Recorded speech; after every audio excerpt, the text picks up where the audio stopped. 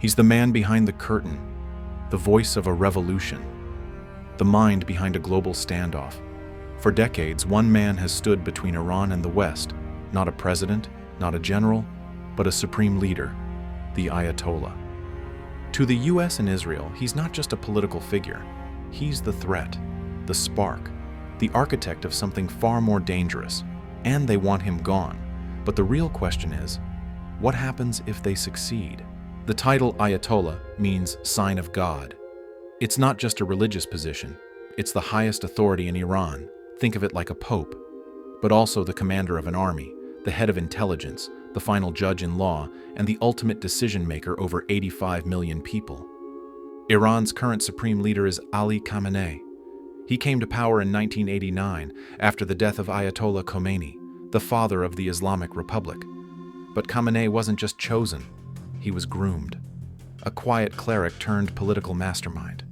And since then, he's ruled from the shadows, above presidents, beyond elections. He's unelected, untouchable, and fully in control. To the West, especially America and Israel, the Ayatollah represents more than Iran. He represents resistance to the entire world order. First, he backs proxy militias, from Hezbollah in Lebanon to the Houthis in Yemen, groups that have fought wars, fired rockets, and challenged Western allies in the region. Second, Iran's nuclear ambitions. While the government says it's peaceful, intelligence reports say otherwise.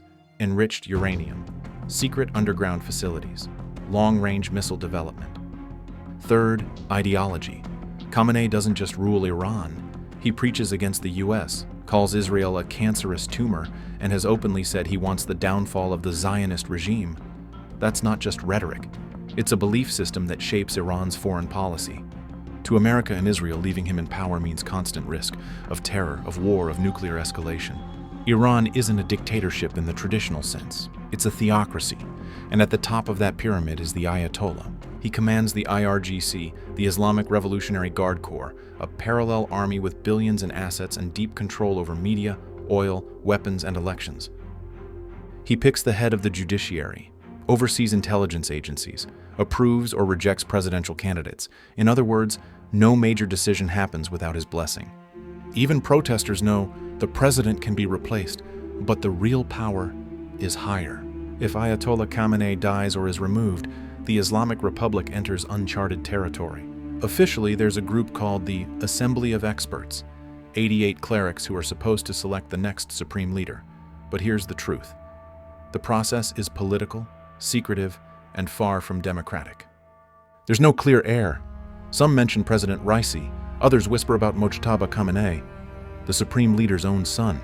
But these choices would spark outrage.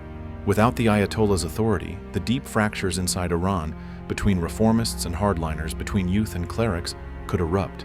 Mass protests, a civil power struggle, even military factions like the IRGC could step in to restore order. And if that happens, the Islamic Republic could collapse, or become even more authoritarian. For the US and Israel, that's a nightmare scenario, because what replaces the devil you know might be worse. If Khamenei survives, and he might, Iran will double down. Stronger ties with Russia and China, more proxy support in Syria, Iraq, Lebanon, expanded nuclear development, and possibly an arms race in the Middle East. The Ayatollah's vision is clear. Resist the West, defend Islam, spread Iran's influence. In this scenario, war may not start today, but it inches closer with every year. Because the longer he reigns, the less likely peace becomes. One man, one title, and a future hanging by a thread. This is the story of power, religion, war, and the decision the world must face soon.